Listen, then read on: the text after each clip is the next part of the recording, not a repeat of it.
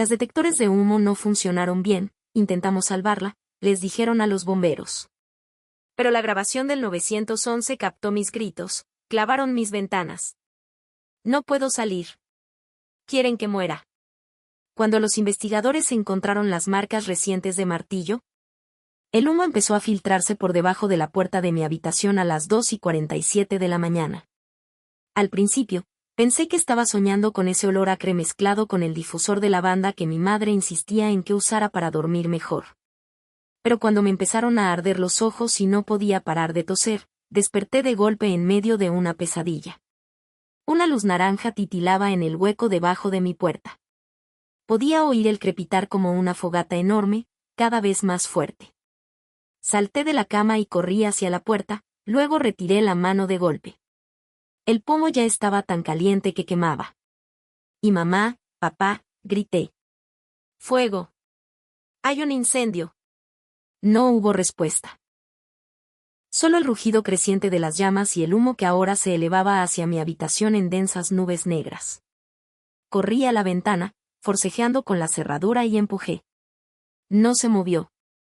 Empujé con más fuerza, presa del pánico. Fue entonces cuando vi las cabezas de los clavos, clavadas profundamente en el marco de la ventana. Clavos frescos y brillantes que no estaban cuando me acosté. Mi corazón se paró. Habían clavado mis ventanas. Ambos. Soy Oria Thompson, tengo 16 años, y mis padres acababan de intentar asesinarme. Lo comprendí al tiempo que el humo se espesaba. No fue negligencia ni accidente. Tras meses de preocupación por mi salud mental, de insistir en mi inestabilidad y de hablar con familiares sobre su preocupación por mí, esta fue su solución definitiva. Tomé mi teléfono de la mesita de noche. Me temblaban los dedos al marcar al 911. El humo se espesaba, lo que me obligó a tirarme al suelo, donde el aire estaba un poco más limpio. 911, ¿cuál es su emergencia? Mi casa se incendió. Grité por teléfono. Estoy atrapado en mi habitación. Me clavaron las ventanas. No puedo salir. Quieren que muera. ¿Quién te clavó las ventanas? La voz del operador se volvió más aguda y urgente.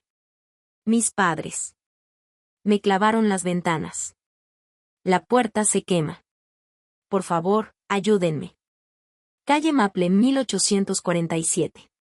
Los bomberos y la policía ya vienen. Agáchate. ¿Puedes romper la ventana? Agarré mi silla y la golpeé contra la ventana con todas mis fuerzas. El cristal se rompió, pero el marco de madera no se movió. Los clavos aguantaron.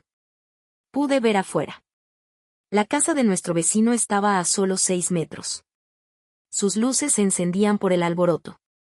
Pero yo no cabía por los pequeños huecos entre las tablas que habían instalado mis padres. Puedo romper el cristal, pero hay tablas. Lo tapiaron y lo clavaron. No puedo pasar. El humo se hacía más denso. Mis pulmones ardían con cada respiración. Podía oír sirenas a lo lejos, pero parecían muy lejanas. El resplandor naranja bajo mi puerta era más intenso ahora, y podía sentir el calor que irradiaba la madera. El fuego se acerca. Sollocé al teléfono. Por favor, no quiero morir. Planean esto. El seguro de vida. Tienen seguro de vida conmigo. Quédate conmigo, Aria.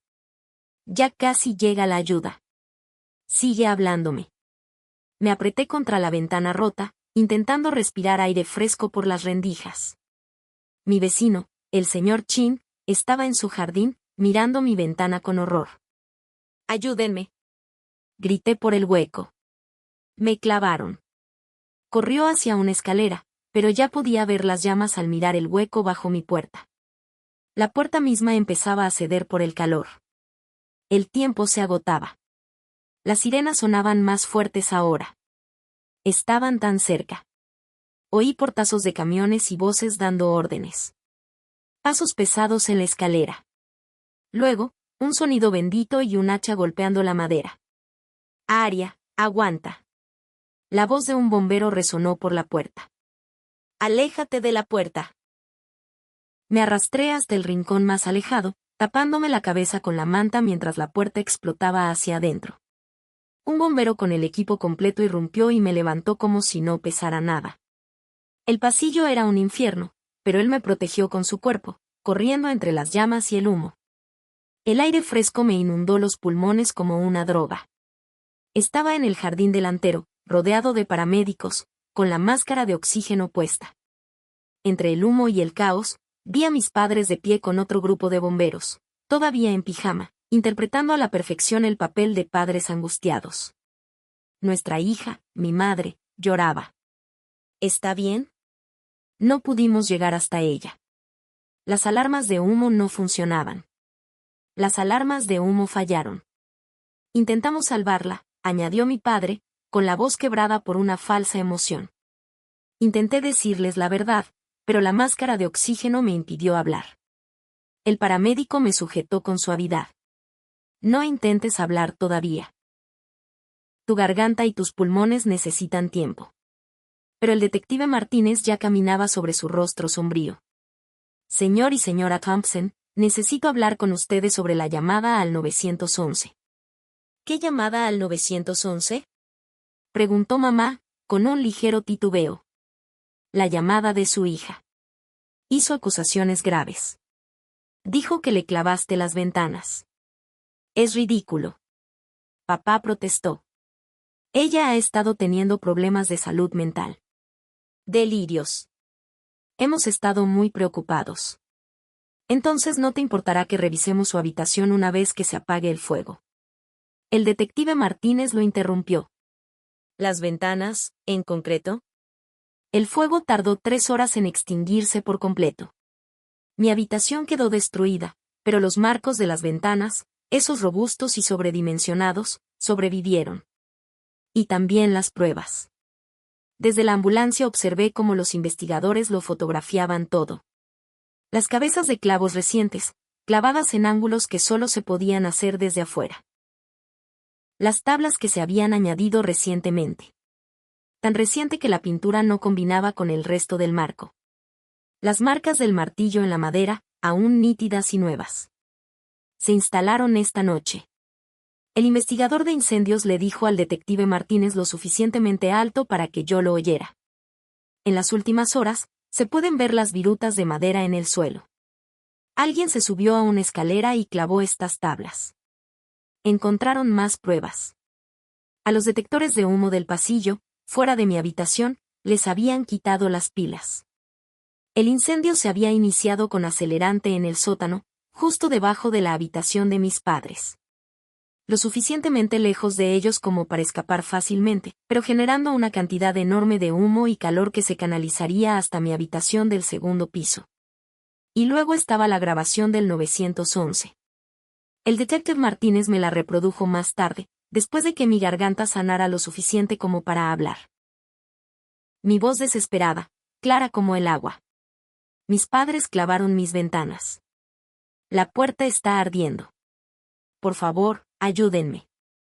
Fuiste muy específico, dijo. No dijiste que las ventanas estaban atascadas. Dijiste que te habían clavado. Dijiste que querían que murieras. ¿Por qué? Así que le conté todo. La póliza de seguro de vida que descubrí hace 2 semanas, de $500,000, contratada 6 meses antes.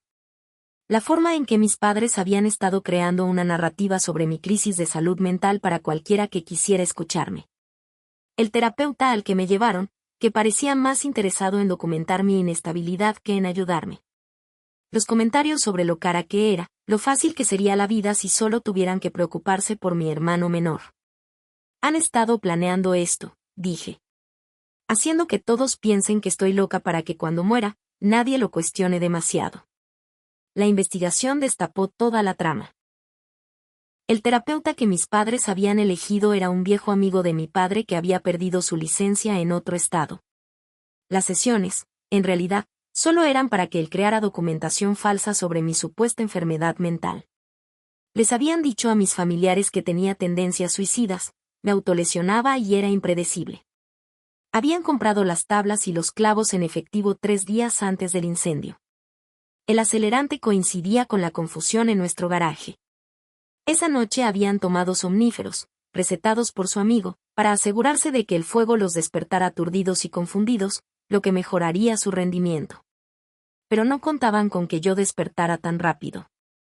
Supusieron que el humo me vencería antes de que pudiera pedir ayuda, que moriría mientras dormía por inhalación de humo. Un accidente trágico. Un adolescente con problemas no pudo escapar de un incendio en su casa debido a un desafortunado fallo en una ventana. En cambio, mi llamada al 911 lo captó todo. Cada acusación, cada grito, cada palabra desesperada que demostraba que no había sido un accidente. El operador mantuvo la grabación activa incluso después de la llegada de los bomberos, grabando la actuación de mis padres para los servicios de emergencia. El arresto ocurrió 2 días después. Todavía estaba en el hospital, recibiendo tratamiento por inhalación de humo, cuando la detective Martínez vino a decirme que estaban detenidos. La evidencia es abrumadora, dijo. Los clavos, la permutación, la póliza de seguro, los registros de terapia falsos. Pero, sinceramente, fue tu llamada al 911 la que lo selló. No se puede fingir ese tipo de terror y traición. Y dijiste específicamente que clavaron tus ventanas antes de que supieras de las tablas. Solo alguien que lo vio suceder conocería ese detalle. El juicio fue un suceso sensacional. La fiscalía reprodujo mi llamada al 911 en el tribunal. El jurado escuchó cada grito desesperado, cada acusación. El investigador del incendio explicó cómo habían sellado las ventanas desde afuera mientras dormía. La compañía de seguros reveló que mis padres habían aumentado la póliza apenas 2 meses antes del incendio. Los acusados no solo intentaron matar a su hija, declaró el fiscal. Intentaron presentar su muerte como un accidente tras meses presentándola como inestable. Literalmente la clavaron en una habitación en llamas y luego se hicieron pasar por padres afligidos ante los servicios de emergencia. Mi madre se quebró en el estrado, alegando que mi padre la había obligado. Pero las pruebas demostraban que había sido ella quien había comprado las tablas. Ella había sido quien les había contado a todos sobre mi crisis de salud mental. Ella ayudó a cerrar esas ventanas con clavos mientras yo dormía. Ambos fueron condenados a cadena perpetua por intento de asesinato, incendio provocado, fraude de seguros y conspiración. El juez lo calificó como uno de los intentos de asesinato más calculados que había visto, agravado por la violación de la confianza paterna. Convirtió la habitación de su hija en una trampa mortal, dijo durante la sentencia. Selló sus salidas y prendió fuego a su casa, con la plena intención de que muriera en las llamas. Que sobreviviera demuestra su rapidez mental y la rápida respuesta de los servicios de emergencia. No hay piedad de tu parte. Ahora vivo con mi tía, la hermana de mi madre, quien siempre se mostró escéptica con sus historias sobre mi salud mental. Intentó seguir involucrada, pero mis padres la fueron alejando poco a poco, alegando que sus visitas me resultaban irritantes. Sabía que algo andaba mal, me dijo, pero eran muy convincentes. El terapeuta relata las historias sobre tu comportamiento. Debí haber confiado en mis instintos. Mi habitación en su casa tiene 3 ventanas y una puerta corrediza de cristal. Se aseguró de eso cuando me mudé. Nunca volverás a quedar atrapado, prometió. La grabación del 911 se hizo pública después del juicio. Es difícil de escuchar, el terror en mi voz, el crepitar de las llamas de fondo, los golpes desesperados mientras intentaba romper las tablas. Pero también es prueba de que sobreviví, de que luché, de que nombré a mis posibles asesinos, incluso mientras el humo me llenaba los pulmones. El investigador de incendios me dijo algo que me quedó grabado. La mayoría de las personas que mueren en incendios domésticos se ven afectadas por el humo antes de poder pedir ayuda. Salvaste tu vida llamando al 911 tan rápido. Esos segundos extra marcaron la diferencia. Pero sé que lo que realmente me salvó no fue solo la llamada rápida. Fue ser específico, decir clavado en lugar de atascado, decir que quieren que muera en lugar de solo gritar pidiendo ayuda, crear un disco que no pudiera explicarse como un accidente o un delirio. Mis padres pensaron que planearían el asesinato perfecto, crearían una falsa narrativa de enfermedad mental, cerrarían las salidas, provocarían un incendio y se harían pasar por padres afligidos. Habían pensado en todo menos en un detalle crucial, que yo despertara a tiempo para contarle al mundo exactamente lo que habían hecho. La llamada al 911 lo cambió todo porque capturó la verdad en tiempo real, antes de que pudieran manipular su historia. Mis gritos de que habían clavado mis ventanas se convirtieron en evidencia irrefutable. Las marcas recientes del martillo confirmaron lo que todos oyeron en la grabación. Fue un intento de asesinato, no una avería. Todavía tengo pesadillas sobre esa noche. El humo, el calor, el momento en que me di cuenta de que las ventanas no se abrían. Pero también recuerdo el sonido del hacha del bombero al atravesar mi puerta. La ráfaga de aire fresco. La certeza de que alguien había escuchado mi verdad y había venido a salvarme.